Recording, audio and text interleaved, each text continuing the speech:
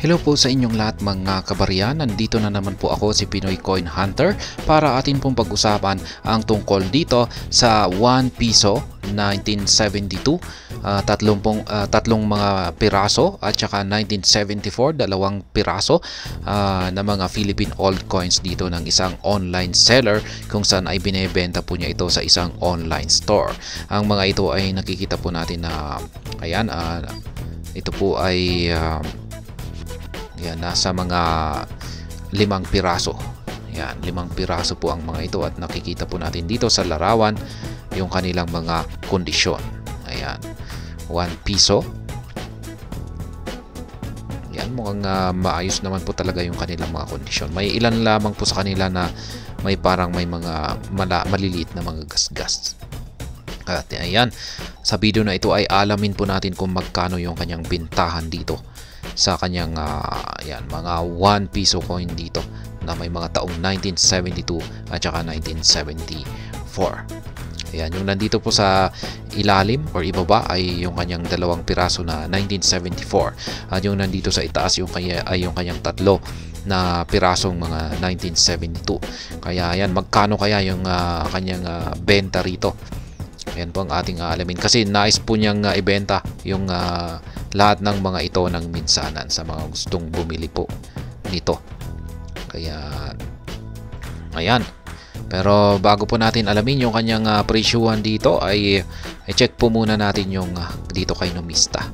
Ayan, yung ganitong klase po na 1 piso coin ay meron po itong mga taon na 1972 hanggang 1974. Kaya yan, yung halimbawa po rito ni Numista ay ang 1972. Ito po yung kanyang overside kung saan ay nakikita po natin dito ang disenyo ng coat of arms of the Philippines. Kaya yan, ito naman po yung kanyang reverse side or yung kanyang likurang bahagi kung saan ay nakikita po natin dito ang nakaukit na mukha ni Jose Rizal kung saan ay nakaharap po siya dito sa ating bandang kaliwa at yung kanyang face value na ayan, na 1, numerong 1 at saka piso. Kaya ayan, ayan, ganito po yung kanyang gilid kung saan ay reeded po siya. At yan, minted po siya ng ibang bansa. Minted po siya sa bansang US. Ito ay sa state po ng Denver at saka San Francisco. Kaya ayan, 1972, tatlo lamang po ito na mga pecha, 1972, 1974 at saka 1974 to 75. Kaya yung 1972 ay ang laki po ng kanyang mintage. 121.8 million po yan. Denver mint po yan. Ito yung may pinakamarami sa lahat. Kaya 81% yung kanyang frequency. Kaya yung 1972 na ito ay talagang napaka-common po talaga nito. Kaya hanggang ngayon ay marami pang may hawak nito. Yung 1974 naman ay yung proof coin po ito. San Francisco Mint ay ayan, mint ay 1.9% lamang yung kanyang frequency. 10,000 yung kanyang mintage, kaya mahal po talaga itong 1974 na proof coin. Yan, San Francisco Mint po siya.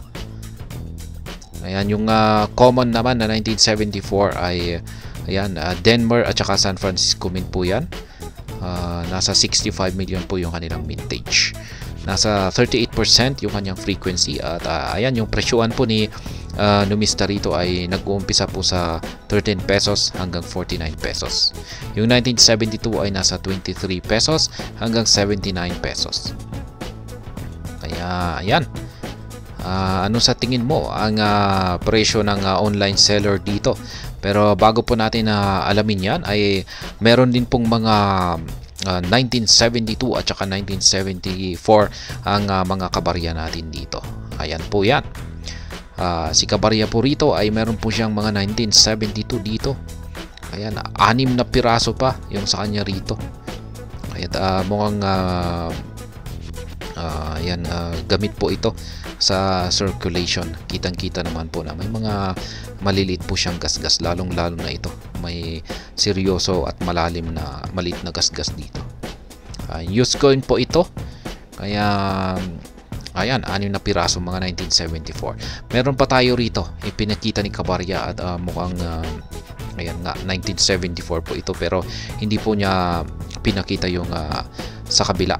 Ito lamang yung kanyang ipinakita at mukhang good condition naman po siya, 1974. Kaya ayan, balikan na po natin si online seller dito at para malaman kung magkano na nga ba yung kanyang presyuhan o yung kanyang bentahan sa kanyang mga 1 piso coin na mga lumang barya rito na may mga taong 1972 at saka 1974. Kaya kung handa ka nang malaman ito, ay ayan na po. Binibenta po ni online seller dito kay Carousel. Yan, ang kanyang 1 piso 1972, 30 piraso yan. At ang kanyang 1974, 2 piraso na mga Philippine altcoins sa halagang 6,500. Ayan, ang tindi po ng kanyang presyo rito. Yan, lightly used daw po ang mga ito. Ayan, kayo na po ang bahalang humusga base po sa kanyang larawan na ipinakita rito kung lightly used ba ang mga ito. Kaya yan, binebenta po niya ito sa halagang 6,500 pesos. Kaya ayan, these 1972 coins are semi-hard to find. Yan, semi-hard to find daw po ang mga ito. While the two 1974 Philippine 1 piso coins are hard to find already in a very good condition. Kaya yung yung dalawa po rito, ayan, yung 1974 dito sa ilalim, yung 2 piraso rito ay talagang hard to find na raw po ito ayon po kay seller. Yung mga 1972 na 3 piraso dito ay mga semi hard to find daw po ang mga ito.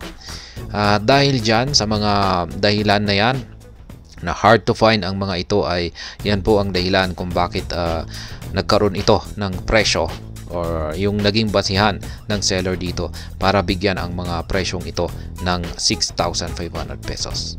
Yan, makukuha po natin yan lahat kung pagbibilhin po natin ito. Yan, kung sakaling nagdesisyon po tayo at bilhin po natin ang mga ito, ay 6,500 pesos po lahat-lahat yung presyo ng mga ito. Yan, 5 piraso na ito. Kaya sabihin lamang natin, pare-pareho yung presyo nito. Ayan, pero ayon po sa kanya ay medyo mas mahal po yata yung presyo ng 1974 dito. Pero isipin lamang po natin na pare-pareho yung kanilang mga presyo. Kaya ang gagawin po natin ay divide lamang po natin yung 6,500 pesos na ito. Kaya 6,500 pesos divided by 5. Ayan, nasa 1,300 po yung presyo ng kada isa. Ayan, 1,300 pesos. Kaya kung kay Kabarya, ayan, ibebenta niya yung ito, yung kanyang 6 na piraso dito na mga hard to find, ayan, semi hard to find ayon po kay seller. Ayan, at sabihin natin 1,300 pesos times 6. Yan, ang kanyang makukuha, magiging presyo po nito ay nasa 7,800 pesos. Ganyan po yung kataas na halaga or makukuha ni Kabarya kung pag ibebenta niya po ito base po sa presyuhan ng seller natin dito kay Carousel. Yan, sa seller po natin dito. Kaya yan pong muli ang benta po o presyuhan po ng online seller dito kay Carousel sa kanyang mga 1 piso coin na may taong 1972 at 1974. Yan, mga 5 piraso po ito ay nasa halagang 6,500 pesos. At ayan, hanggang dito na lamang po tayo sa video na ito. Sana po ay inyong nagustuhan ang aking paliwanag dito. Kung inyo po itong nagustuhan ay pakiclick lamang po ang like button nito. Para naman po sa mga bago lamang dito, kayo po ay aking inaanyayahan para mag-subscribe. Pakiclick na rin po ang bell icon nito dahil ito po ang siya magsisilbing notification nito sa mga bago kong videos na akin pong ina-upload sa aking YouTube channel na ito. Marami pong salamat sa panunood. Ingat po tayo lagi at God bless po sa ating lahat.